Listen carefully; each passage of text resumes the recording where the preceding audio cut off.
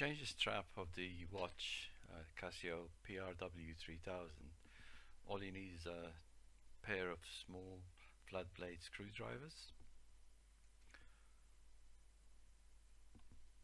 The same method can be used for the PRW-3100Y, but I think the strap width is slightly different, so you better check that out before you order your strap. These couple of screenshots from straps which are available via eBay and other suppliers.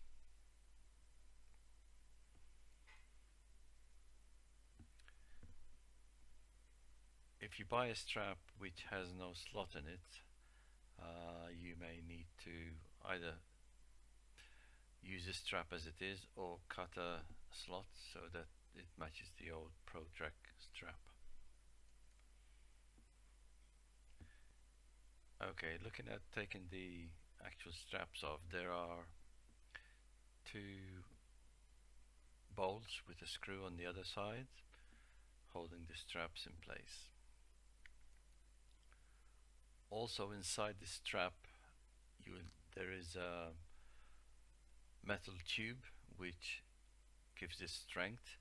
So the metal tube is inserted into the strap before the bolt goes in. So you put the bolt in through the strap when you're putting it back together.